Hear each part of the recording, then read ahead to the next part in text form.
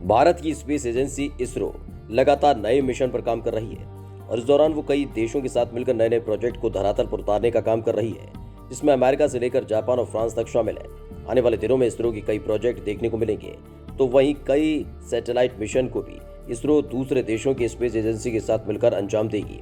अपने इस वीडियो में हम इसरो के आगामी प्रोजेक्ट और मिशन के बारे में बताने जा रहे हैं, बस आप बने रहिए वीडियो के आखिर तक। फ्रांस के साथ मिलकर इसरो कर रहा मिशन पर काम। दरअसल आने वाले कुछ साल में इसरो के कई बड़े प्रोजेक्ट सामने होंगे जो पूरी दुनिया को चौंका कर रख देंगे।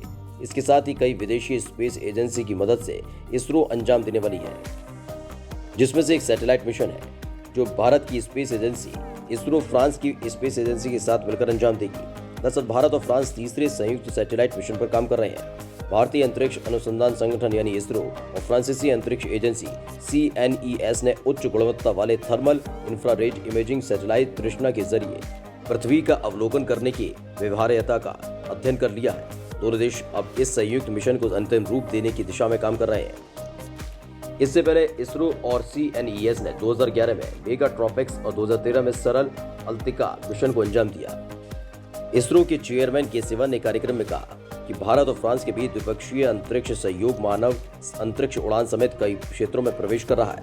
भारत सरकार ने अंतरिक्ष क्षेत्र में हाल ही में जो सुधार करके अवसर पैदा किए हैं, कई फ्रांसीसी कंपनियां उनका इस्तेमाल करना चाहती हैं। फ्रांस अंतरिक्ष में भारत का बड़ा साझेदार है। इस समय दोनों देश तीसरे मिशन पर काम कर रहे हैं, जिसमें तृष्णा यानी प्राकृतिक संसाधन आकलन के लिए हाई रेजोल्यूशन वाले थर्मल इंफ्रारेड इमेजिंग सैटेलाइट के जरिए पृथ्वी का अवलोकन किया जाएगा। इसरो के अधिकारियों के मुताबिक दोनों अंतरिक्ष एजेंसियों ने CNES के अर्गोस उपकरण के इसरो के ओशेन सैट 3 सैटेलाइट में समायोजन के लिए सभी इंटरफेस नियंत्रण दस्तावेजों को भी अंतिम रूप दे दिया है। नाविक यानी भारतीय नेविगेशन सैटेलाइट सिस्टम का फ्रांस में स्टेशन बनाने और भारत में CNES के सिंटिलेशन रिसीवर की स्थापना पर बात चल रही है। जापान के साथ होगा इसरो का मिशन चांद। सिर्फ फ्रांस ही वो देश नहीं है जिसकी स्पेस एजेंसी के साथ इसरो सैटेलाइट मिशन पर काम कर रही है, बल्कि इस फहरिस्त में जापान भी शामिल है। भारतीय अंतरिक्ष अनुसंधान संगठन यानी कि इसरो और जापान की एरोस्पेस एक्सप्लोरेशन एजेंसी यानी कि जाक्सा एक साथ मिलकर साल 2014 में चंद्रमा की दक्षिणी ध्रुव पर अंतरिक्षयान भेजेंगे। इसके लिए दोनों देश मिलकर तैयारी कर रहे हैं। दोनों देशों की अंतरिक्ष एजेंसियों ने संयुक्त चंद्र ध्रुवीय खोज अभियान लूपेक्स को लेकर जारी इस साझेदारी की समीक्षा की। भारत और जापान के संयुक्त मिशन मून की योजना को 2017 में सार्वजनिक किया गया था। यदि दक्षिणी ध्रुव पर चंद्रयान 2 की सफल लैंडिंग हो जाती है तो इससे संयुक्त योजना को आगे बढ़ाने में मदद मिलती है। लेकिन इसरो के सूत्रों का कहना है कि अभी बहुत संभावना है और इसरो और जाक्सा के वैज्ञानिक इस पर लगातार काम कर रहे हैं। अंतरिक्ष विभाग में सचिव और इसरो प्रमुख के सिवन और जाक्सा के अध्यक्ष हिरोशी यामाकावा ने ऑनलाइन हुई द्विपक्षीय बैठक में अपने प्रतिनिधि मंडल का नेतृत्व किया।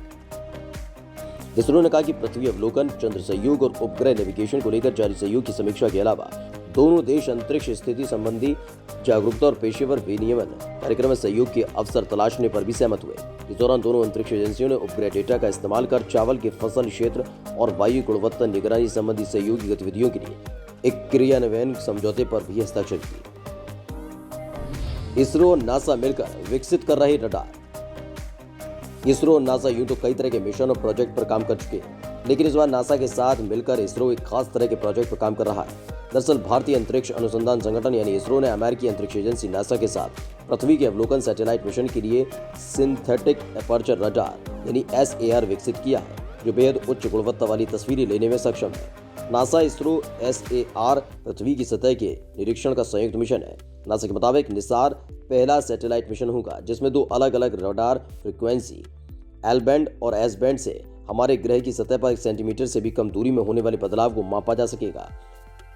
नासा और इसरो ने 30 सितंबर 2014 में प्रोजेक्ट को लॉन्च करने के लिए करार किया था। इस मिशन को 2022 की शुरुआत में आंध्र प्रदेश के श्रीहरिकोटा स्पेस पोर्ट से लॉन्च किया जाएगा। जानकारी मुताबिक नासा मिशन के लिए L band SR GPS receiver, solid state recorder और पेलोड डाटा सब सिस्टम मुहैया कराएगा। वहीं इसरो अंतरिक्ष यान बस S बैंड रडार और लॉन्च व्हीकल उपलब्ध कराएगा।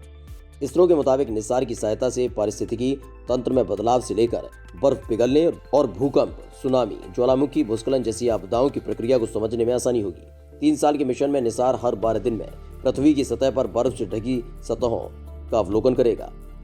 औसतन हर 6 दिन में पृथ्वी का सैंपल लेगा। इससे पृथ्वी की प्रक्रिया को जानने में व्यापक पैमाने पर मदद मिलेगी।